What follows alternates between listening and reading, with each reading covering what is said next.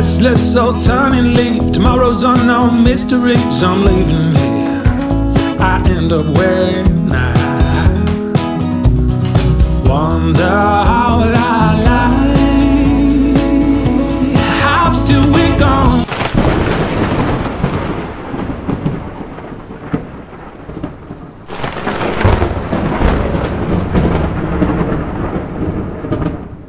Well guys, it can be really tough being a weekend fishing YouTuber this time of year.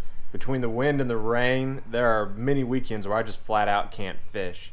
And that's exactly what happened this weekend. I woke up Saturday morning and it looked like this.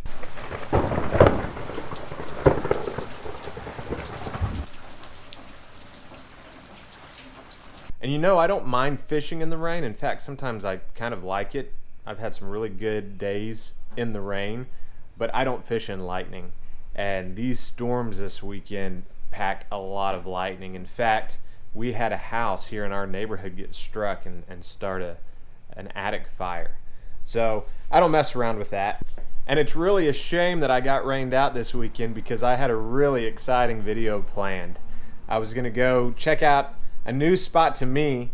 It's somewhere that I've always wanted to fish, Yarborough Pass.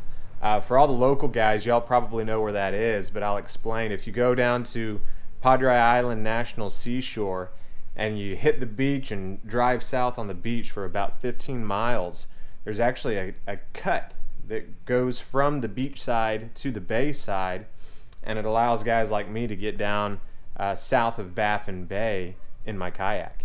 So that's what I had planned for this weekend, but there was no way I was going to go way down there with lightning like we had this weekend. So with that said, that will hopefully be next week's video, weather permitting.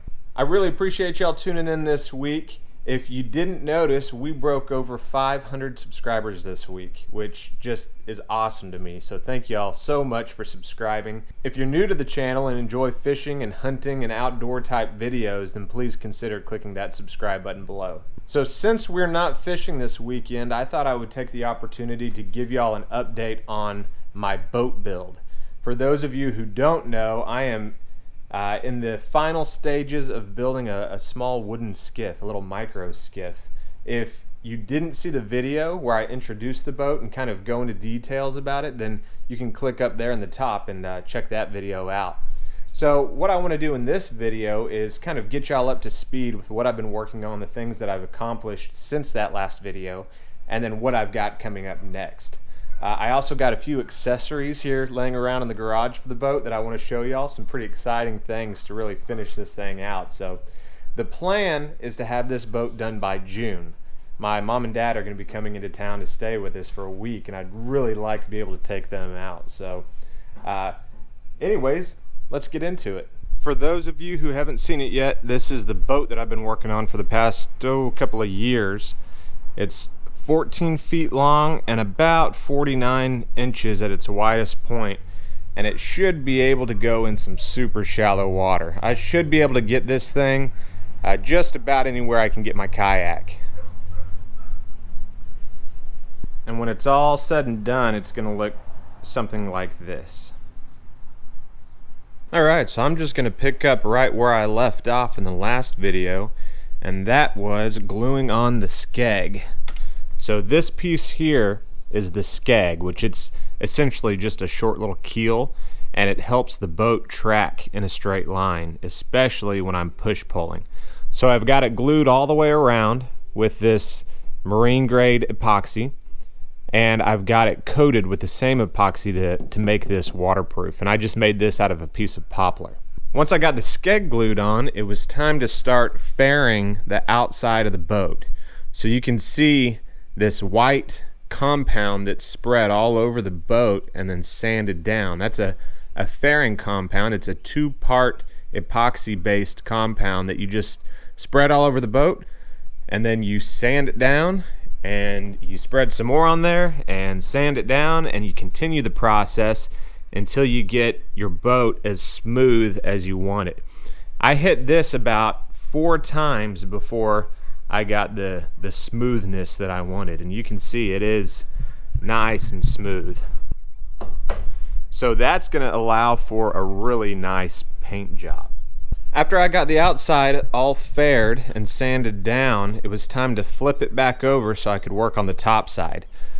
So the first thing I did after I flipped it back over was I installed this bow eye, which was pretty scary because you can see it requires 2 penetrations, and I don't know too many people that like poking holes in their boats, but it went really well. The 2 penetrations hit the blocking on the inside right where I intended for it to hit, and then you can see in between there I sealed up those penetrations and then all around with this marine grade sealant. And here is the blocking on the inside. So that blocking just gives that bow eye something to really grab a hold of. And you can see I've got it sealed up with that same marine grade sealant all the way around. Alright, and after the bow eye, the next thing I did was I hit this compartment right here with some more epoxy and really just cleaned it out, because this is going to be accessible through a hatch. So I wanted it to look nice, and I probably should paint this because this epoxy will get eaten up by the sun over time, but it's going to be covered up almost 100% of the time, except for when I have that hatch open to put something in or take something out. So we'll see how it goes. I kind of wanted to leave it exposed so I could kind of remember what this wood looked like because it looks so nice. After that was all cleaned out, I went ahead and I cut the hole in my forward deck here for the hatch. So let me show you how this goes.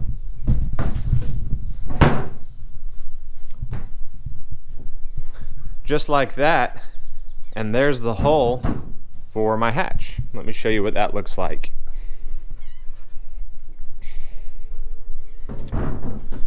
So you can see that'll just pop in just like that. And then I'll be able to open that up, access that compartment, and store life jackets, fire extinguisher, lunch, tackle boxes, whatever in there. So that ought to be pretty handy.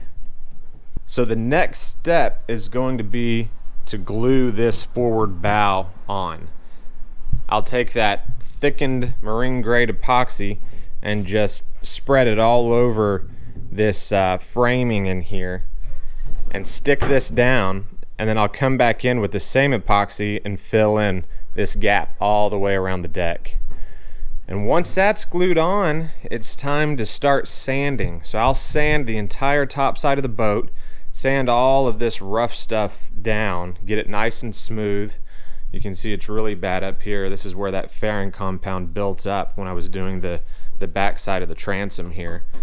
So I've got a lot of sanding to do just to clean this thing up, get the entire top side nice and clean and smooth. And then once that's done, it'll be a coat of resin over the entire thing.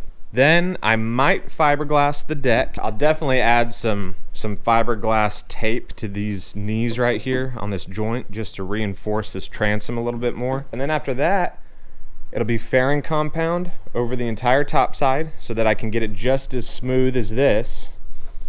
And then it'll be time for primer and paint. So I'll flip it over again. I'll prime the bottom and the sides. Go ahead and paint the bottom of the sides. Flip it over one more time, prime and paint the top side. And then the boat should be complete. So let me show you some of the accessories I've got here for the boat that I am pretty excited about. So first of all, I got me a grab rail. This is an aluminum grab rail, so it's really light. I had a rod holder welded onto it right here, and I really wish I had gotten another rod holder welded on right here, and that way I could have had 2 rods on the grab rail and then 2 rods in the ice chest rod holder attachments that I'm going to buy. But anyways, I got one. That might be something that I change in the near future, is take this to the local aluminum welding shop and get them to weld on another rod holder onto that side. But let me show you what this will look like. So that will be screwed down to the deck by these feet here and sit just about like that, more or less. So I'm really happy with the way that turned out. I think it just looks really clean.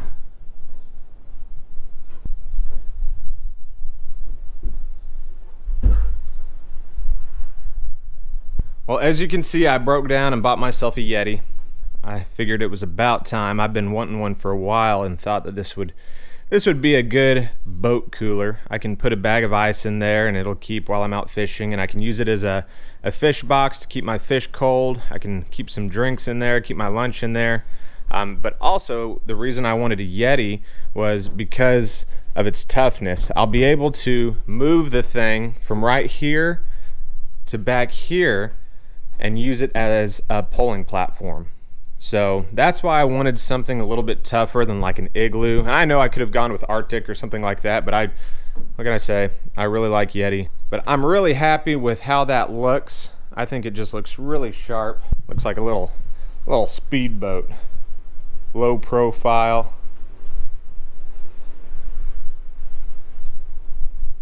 And here's the paint color that I went with. It's called Aqua Mist. And you can see that it's quite a bit lighter than the typical seafoam green, but I think it's just going to look great in this color. And then to go on the deck, I'm going to cover the deck in what they call marine mat. It's like this foam mat that protects the deck and makes it slip resistant and a little more comfortable to stand on. But I'm going to go with a deck color like this. So that'll be the color combination right there, with the boat being this aqua mist and the deck being this brown, I think they call it mocha, yeah. So I think that's going to look pretty sharp. Oh, and check this out. Just by chance, this paint color and the Yeti actually match really well. Look at that. I think it's going to look really good. Kelsey says I should have gone with a white Yeti, that it needed that pop of white to really make it look good, but I think this is going to look awesome. I think she's wrong. Alright, and lastly, let me show you what I've got over here. Alright, check that out, guys. So I broke down and bought myself a brand new 8 horsepower Tahatsu outboard motor. I think an 8 horse is going to be plenty of power for this little boat. I probably could have gone with something like a 15, but I didn't really want the additional weight, and to be honest, I don't really need to go that fast in this boat anyways. This boat build has been tested for a maximum of 8 horsepower, so I really didn't want to go above and beyond that. But I think this thing just looks so cool. It's going to look great on the boat. I am pretty excited about this. Well, as always, thank you guys so much for watching today. I really do appreciate it. If you're not already subscribed and enjoy this, then please consider clicking that subscribe button below. Don't forget, I've got an exciting video planned for next weekend, as long as the weather allows for it. We're going to go down and check out that Yarborough Pass and hopefully get into some redfish. Y'all have a great week, and I will see you next time. Restless old turning leaf, tomorrow's unknown mysteries. I'm leaving here, I end up where I wonder how will I lie.